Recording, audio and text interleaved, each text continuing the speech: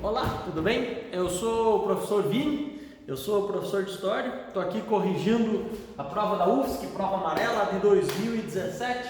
Vamos dar uma olhadinha nessa questão 03. Lembrando que a questão vai estar aí na descrição do vídeo, tu pode acompanhar por ali, se tu quiser. A UFSC também disponibiliza a prova, né? Um pouco diferente, por exemplo, de outras universidades. A URGS, por exemplo, vende a prova, né? Então a UFSC tem essa vantagem. Tá, vamos lá, questão 03. O que diz para nós a questão 03? Ela está falando como tema central sobre o rádio no Brasil. Vai ter um texto aí introdutório, mas a questão é a seguinte: sobre o papel do rádio na história do Brasil, é correto afirmar que... E aí temos a 01. O que diz para nós a 01? Quando se instituiu a ditadura do Estado Novo, vale a pena lembrar, a ditadura do Estado Novo é o governo Vargas, né? É o terceiro momento do governo Vargas. Começa com o governo provisório, passa para o constitucional, depois vem a parte da ditadura, que é chamada de Estado Novo, e em que inclusive faz referência ao Estado Novo português, do Antônio Salazar, que é um ditador fascista de Portugal desse período, na qual o Vargas tinha certa simpatia. O governo Vargas não enxergou a importância do rádio para a sua comunicação, ao contrário do que faziam o nazismo e o fascismo na Europa. Já te dei um pouco a letra, né? Se ele é um simpatizante do fascismo, é claro que ele está atento a essa comunicação de massa que o rádio iria introduzir no mundo a partir desse período. E também, tu precisa lembrar de um programa chamado de A Voz do Brasil, né? Alguns a chamaram também de A Hora do Brasil, porque ela fazia um processo de abertura, agora mudou um pouco, mas que era em Brasília, 19 horas. Agora é possível as rádios repercutirem em outros horários, mas por muito tempo foi esse o slogan de abertura, né? Em Brasília, 19 horas. E aí alguns então chamavam esse programa de A Hora do Brasil, mas o nome correto é A Voz do Brasil. Esse programa da Voz do Brasil ele foi criado então durante a chamada Era Vargas, né? Mais especificamente nesse período do Estado Novo, e ele está associado ao DIP, ao Departamento de Imprensa e Propaganda, criado pelo governo Vargas para obviamente difundir notícias que interessavam ao governo e censurar as que não interessavam ao governo. Por isso que essa alternativa vai estar errada, que o governo Vargas vai usar muito bem o rádio a seu favor nesse período. Depois temos o 02. Ao contrário da mídia impressa, que sofria com a censura imposta pelo Departamento de Imprensa e Propaganda, pelo DIP, durante a Era Vargas, o rádio era visto como um espaço de liberdade, dedicado apenas ao entretenimento. Ele tem assim essa questão aí, uma maldadezinha, tá? Qual é a maldadezinha? Realmente, o rádio ele era um espaço para entretenimento e não para jornalismo, com uma exceção. Qual exceção? A própria Voz do Brasil. Então, essa alternativa não pode estar certa, porque o rádio ele não era esse espaço de liberdade, ok? Ele não tinha essa perspectiva de ser um espaço liberal, tá? Então, a 2 também vai estar errada. Aí vamos para a 4, tá?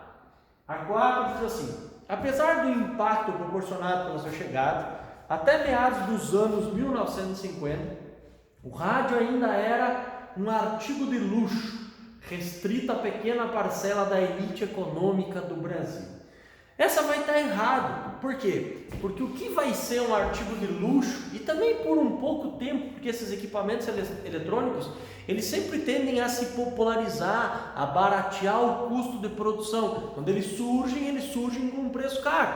Tu pode pegar o rádio como exemplo, mas se tu quiser tu pode pegar a televisão como exemplo, tu pode pegar o smartphone como exemplo, né? Quando eles nascem, quando eles surgem, são novas, são novidades, invenções da indústria. O que vai acontecer? O preço é altíssimo, mas depois eles acabam encontrando outros processos mais baratos e o avanço tecnológico facilita isso. Então, o rádio aqui, em relação a essa questão do luxo, né? Rádio versus um artigo de luxo, isso não vai ser verdadeiro, isso vai também estar errado. Aliás, essas 3 primeiras aqui, todas erradas, né? Porque se tu lembrar também, tu vai ver teu avô, talvez tu possa ser de uma origem mais simples, ou tu já viu essas histórias, né? Já viu algum filme, alguma TV, sei lá, um seriado, alguma coisa do tipo, e tu vai ver as pessoas mesmo muito pobres tendo o seu rádio e parando para ouvir as histórias da Segunda Guerra Mundial, ali, as notícias da Segunda Guerra Mundial. Então o rádio ele é um equipamento relativamente popular, especialmente já em 1950, já fazia muito tempo que ele tinha sido introduzido.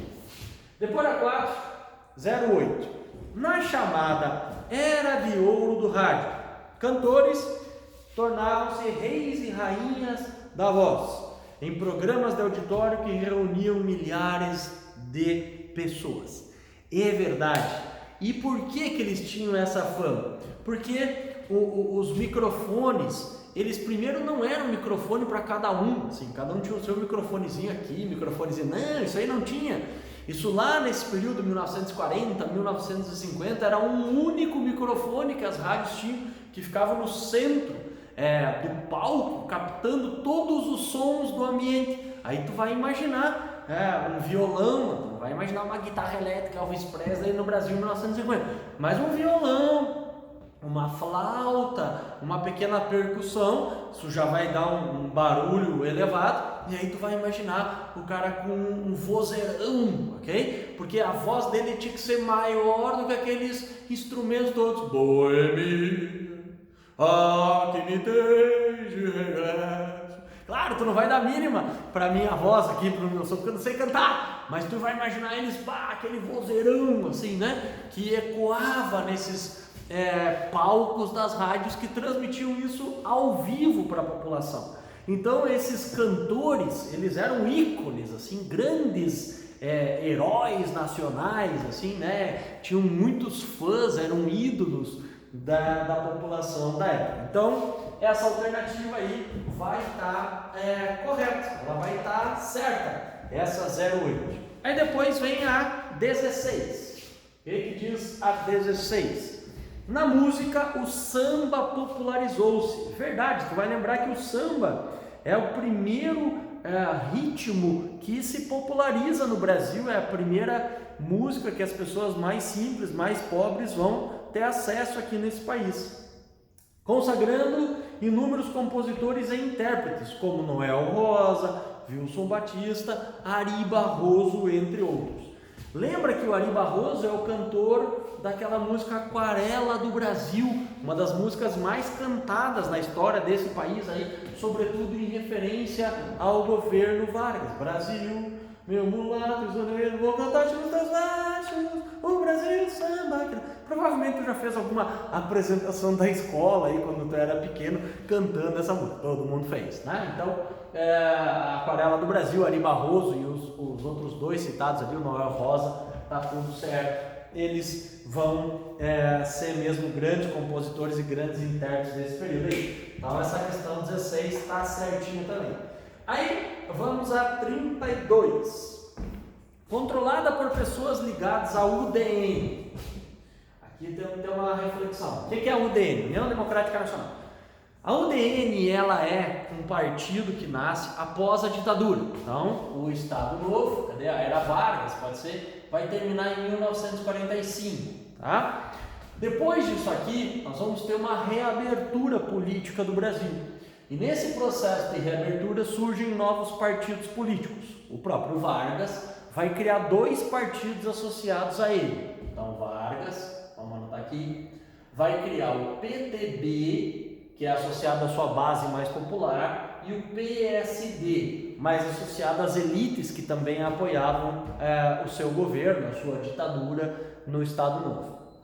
Já a UDN faz oposição ao Vargas. Então, a UDN ela não vai